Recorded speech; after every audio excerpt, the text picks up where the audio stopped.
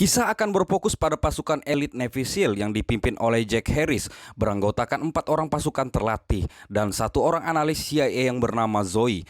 Pasukan ini diperintahkan untuk menjemput seorang terduga teroris yang dipenjara di sebuah pulau terpencil bernama Black Island. Tempat itu merupakan penjara untuk narapidana kelas kakap seperti narapidana teroris, koruptor, afiliator, begal motor, otak kotor, dan sebagainya. Ini adalah Jack York, kita panggil saja Joko. Ia merupakan pemimpin Black Island. Beliau sempat menolak atas perintah pemindahan salah satu tahanannya karena dia takut jika nanti terjadi sesuatu yang tak diinginkan, maka media rame-rame akan menyorot kantornya. Tetapi setelah melihat surat perintah yang dibawa oleh Zoe, maka dengan terpaksa ia memberikan akses untuk menemui tahanan tersebut.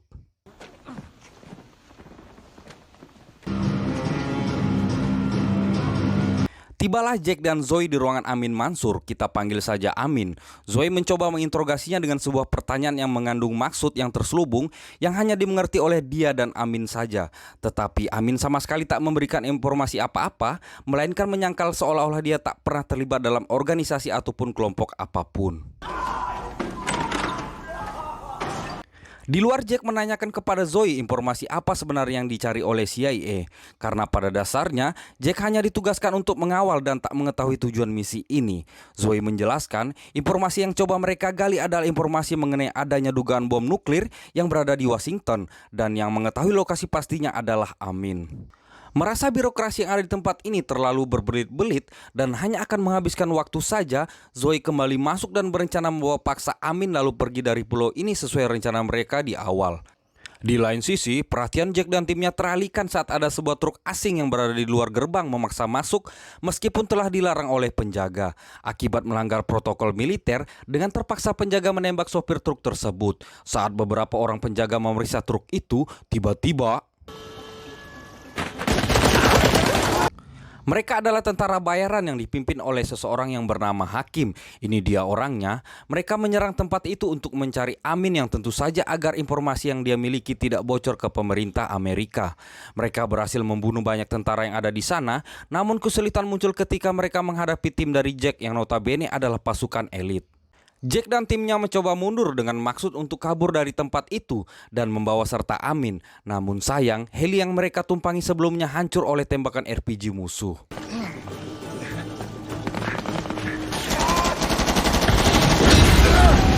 Alhasil mereka pun harus menghubungi pangkalan udara untuk meminta bantuan. Namun sayang, salah seorang anak buah Jack yang bernama As tertembak di bagian dada. Tapi beruntung saja, mereka berhasil membawanya ke tempat aman di gedung kontrol.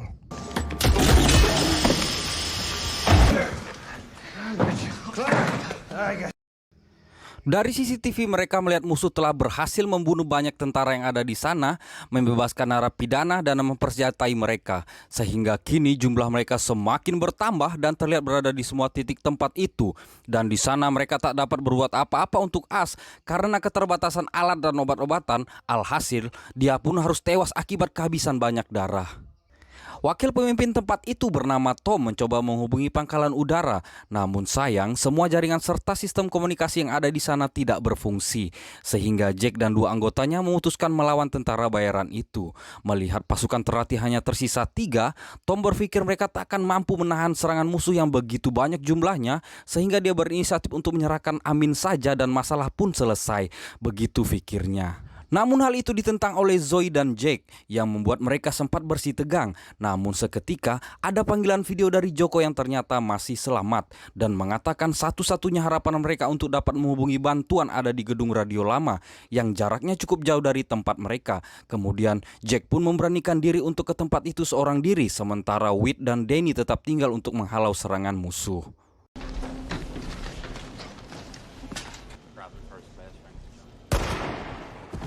Saat Jack keluar dengan menyelinap, Jack melihat begitu banyak pasukan serta pegawai di sana yang dieksekusi oleh Hakim dengan sangat kejam. Jack juga mendengar perbincangan di antara mereka yang membuktikan bahwa apa yang dikatakan oleh Zoe adalah benar adanya. Tetapi Jack tak mempedulikan hal itu dan tetap berjalan menuju ruang radio lama.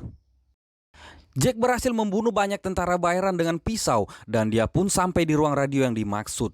Namun sialnya, radio itu harus dikalibrasi ulang agar dapat berfungsi. Tetapi tiba-tiba ada seorang tentara bayaran yang melihatnya dan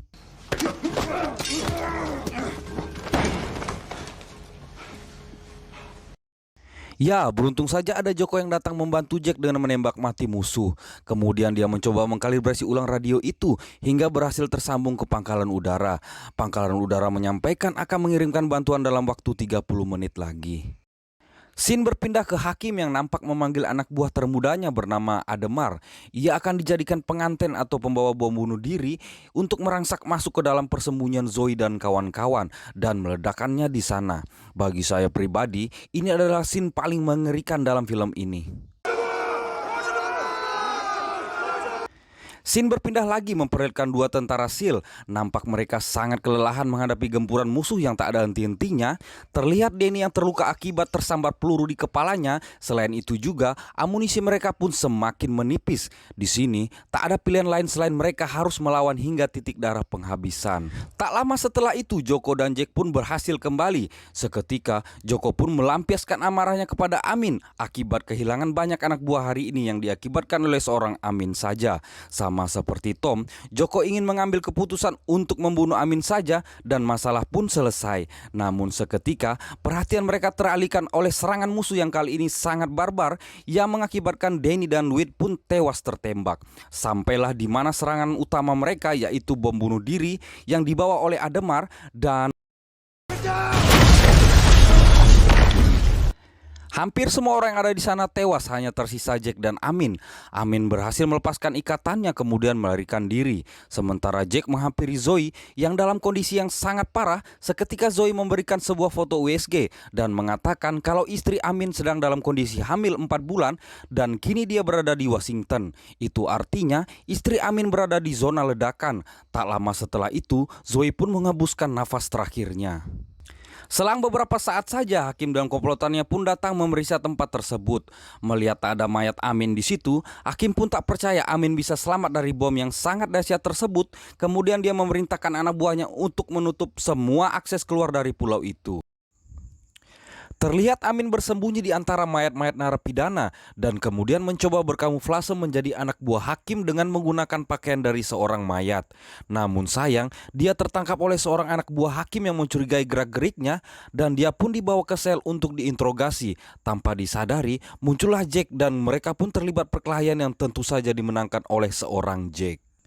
Jack pun mencoba membawa Amin untuk keluar dari pulau itu. Namun seketika anak buah Hakim menembaki mereka dan hal itulah yang dimanfaatkan oleh Amin untuk melarikan diri dari dekapan Jack. Sementara Jack seorang diri melawan begitu banyak musuh, alhasil dia pun sempat tertembak di bagian kaki. Di sisi lain, Amin yang sempat bersembunyi pun tertangkap oleh Hakim. Hakim yang memang disewa untuk membunuh Amin, dia pun menembak Amin di bagian dada. Tetapi kembali Jack datang dan final battle antara dua tokoh terkuat dalam film ini pun terjadi.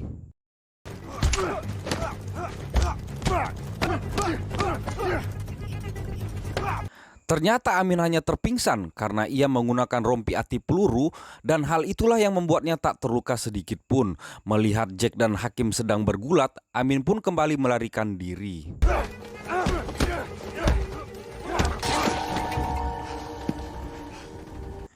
Dengan tertatih Jack mencoba mendekati Amin dengan mengatakan istri dan calon anak Amin juga ada di Washington.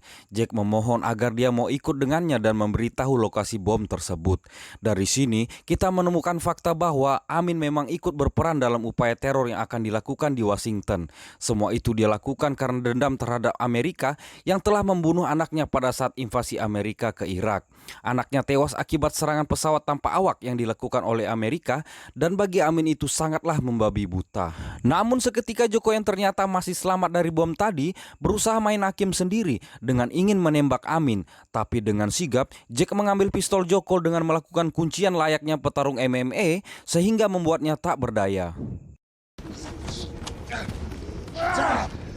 Dengan menangis dan memegang foto anaknya, Amin terlihat pasrah dengan keadaan dan memilih untuk menyelamatkan keluarganya. Jack dengan cepat merangkul tangan Amin dan membawanya ke heli yang telah tiba untuk mengevakuasi mereka. Dan tamat. Pesan yang bisa kita ambil dari film ini adalah janganlah sekali-kali Anda menyimpan dendam terhadap siapapun, apapun, dan kapanpun, karena hal itu dapat membuat hidup Anda dan diri Anda hancur. Karena dalam pikiran Anda hanya ada bagaimana Anda dapat menemukan cara agar dendam kalian dapat terbalaskan. Itu